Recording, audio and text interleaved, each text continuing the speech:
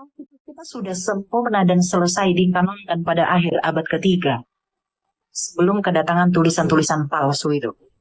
Jadi yang disebut kitab suci itu suci dari apa? Suci dari karangan manusia. Murni, semuanya adalah wahyu dari Allah. Itu yang disebut kitab suci. Tidak ada penambahan pengantar kata dari nabinya. Tidak ada tambahan pengantar kata dari penulisnya. Apa yang didengarkan, apa yang diwahyukan, itu yang dihafalkan. Tidak ditambah. Makanya hadits Rasulullah Muhammad SAW itu dituliskan nanti di abad kedua Hijriah. Setelah 200 tahun kurang lebih Rasulullah Muhammad SAW itu tidak ada. Baru hadits itu dibukukan. Kenapa? Rasulullah tidak mau kalau Al-Quran dibukukan, hadits juga dibukukan pada masa, pada tempat yang zaman yang bersamaan. Nanti bisa bercampur aduk. Rasulullah nggak mau. Jangan kau tuliskan apa yang berasal dari diriku, tapi tuliskanlah apa yang kuterima dari Allah. Itu. Nah sekarang posisinya adalah Al-Quranul Karim itu 100% firman Allah, karena tidak bercampur dengan perkataan Rasulullah. Sementara sumber satu-satunya Al-Quran itu adalah baginda Rasulullah Muhammad SAW. Tidak ada yang lain. Makanya kitab kami Al-Quran cuman satu, sumbernya Rasulullah. Demikian juga hadits, sumbernya dari Rasulullah. Nah sekarang kitab saudara, sumber firman itu adalah Yesus. Siapa yang menerima firman dari Elohim? Di antara Yesus, Paulus, Markus, Matius, Yohanes, dan juga Lukas. Yesus kan? Yesus kan penyampai firman itu?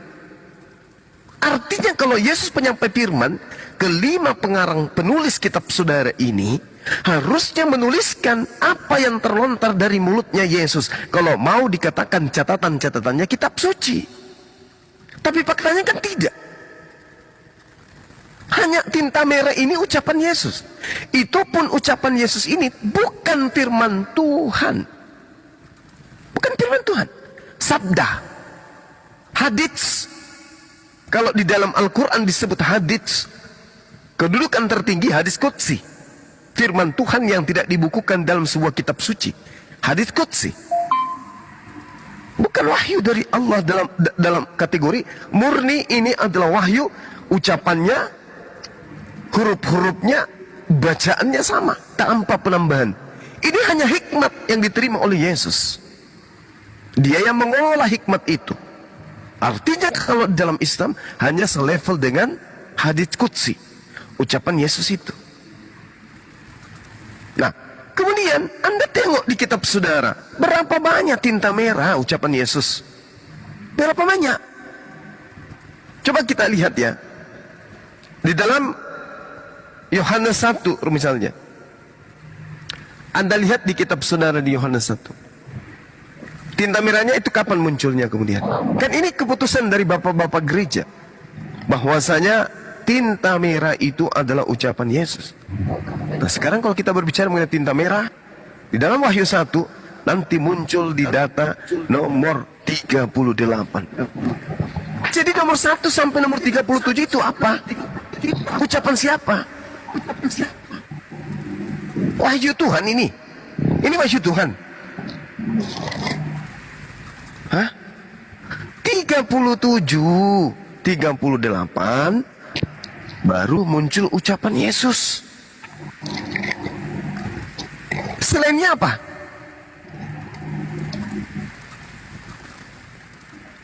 Pengantar.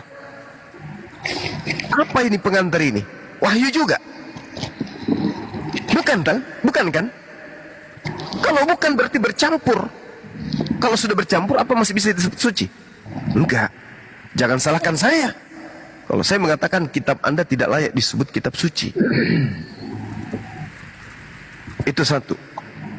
Terkait dengan Al-Quranul Karim, Rasulullah Muhammad SAW mengatakan, bagaimana bisa dipercaya?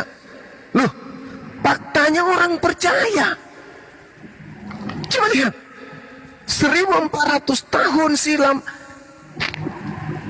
ya, sampai hari ini sejazirah Arab percaya.